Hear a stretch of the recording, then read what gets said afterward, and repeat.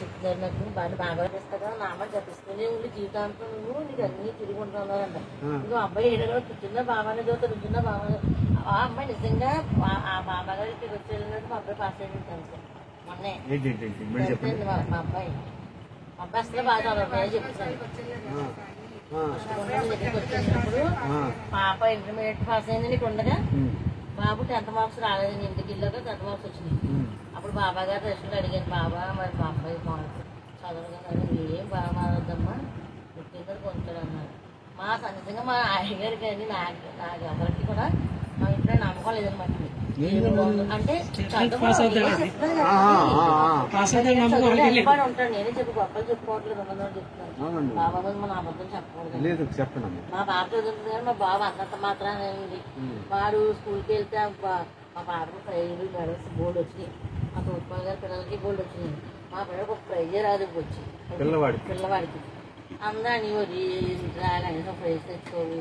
నేను 10th క్లాస్లో నేను 50 మార్కులు ఇచ్చిన 20 15 మీ నాన్న పడిపోతుంది ఆఫీస్లో 15 మీ నాన్నకి అవి ఎత్తుకోవాలి కదా మీ నాన్న అంటే నిజంగా బాబా ముందే బాధపడేది. నేను అవన్నీ చెప్పుకోలేదు. బాబా ముందే ఇచ్చినాను. బాబా నీకు చెప్పాను కాబట్టి నీకు తీసుకున్నాను.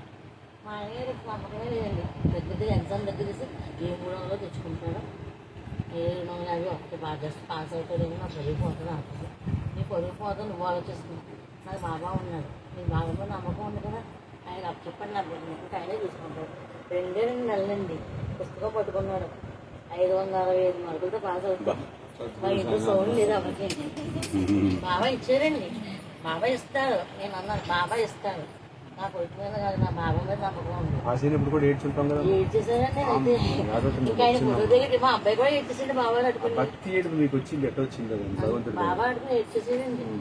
అమ్మాయి బాబా నేను అన్నాను ఎవరైనా కూర్చున్నాను బాబాతో మాట్లాడక చూస్తున్నావు అడగదా బాబాని అడుగు ఎవరు అలాగే ఆయన అలవాటండి. మా అబ్బాయికి ఇప్పుడు ఎవరు పోస్తాయి కూర్చున్నా టీవీ చూసినా చిన్న ఏం మాట్లాడదో తెలియదు. ఇదే మాట్లాడి అర్థమని బాబాగా దర్శనం కూడా అదే చెప్తారండి. ఇదే మాట్లాడి ఒక సెలతో ఆడుకున్నా బాబాని చూసి చెప్తాడు. సెలతో ఆడేసుకుంటాడండి ఇలా అంటాడు.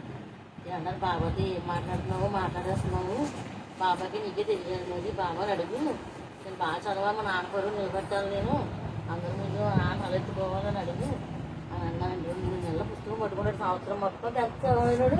2 నెలలు నా బాబా గారు నా బాబా రాయంటారమ్మా ఎగ్జామ్ ఎగ్జామ్ వెళ్ళొచ్చాను కూడా మా అక్క నీ వేరే అని చెప్పారు. నాకు ఎవరు చెప్పగలదు. నాకు బాబా రాయిచ్చాడు ఎగ్జామ్. బాబా ఉన్నాడు చూడండి. నిజంగా రిజల్ట్ వచ్చాక మా గుర్తు తిరిగిపోయింది. మా అసలు అందరికీ ఇంకా మా ఇంట్లో అందరికీ మా తోడుకోడు మాకు ఎవరైతే అడగాలించారు అందరూ చేసుకున్నారండి. నిజంగా చదువుకోగా ఇన్ని మార్కులు ఎలాగ వచ్చేస్తుందిగా నాకు ఇచ్చాడు. మా బాబాయ్ ఇచ్చాడు. నా బాబా రాయించాడు. ఎగ్జామ్ దగ్గర ఉన్నాడు మా ఊరు.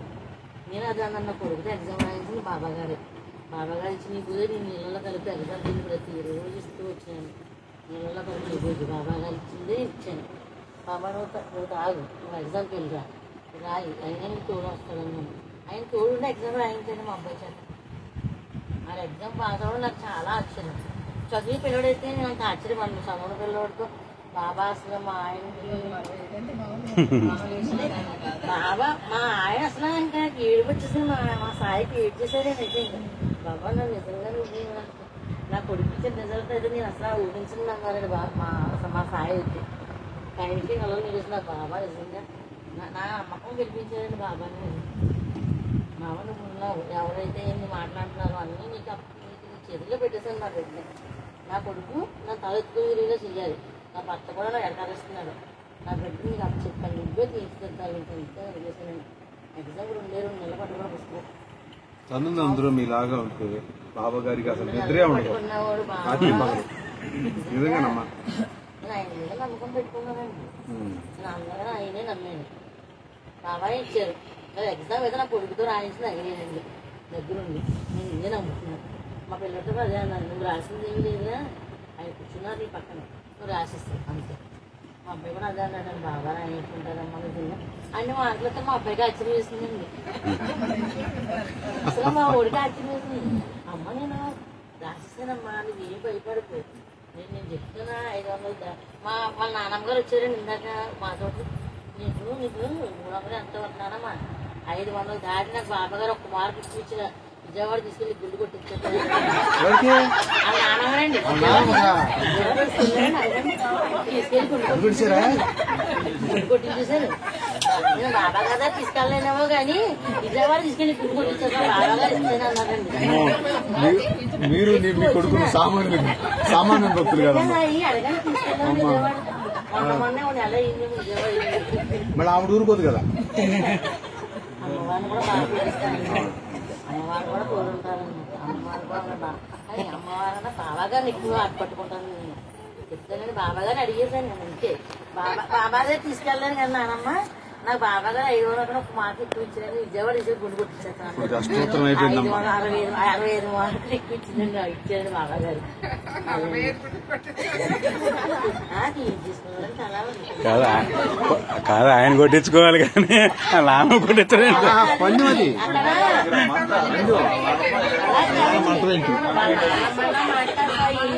మీరు అవ్వచ్చు నాకు బాధ అనిపిస్తుంది. అక్కడ బాధ అండి నాకు తల్లిగానే పట్ల బాధ ఎడకాస్తుంటే ఆ బాధ ఎలా ఉంటుంది తల్లికి సాయి. చాలా ఆనందం చెప్తున్నారు. చెప్తున్నారు ఒక పక్కన ఆనందపరుస్తున్నారు. పిల్లల్ని ఎవరైనా తల్లికి బాధ చేస్తాయి.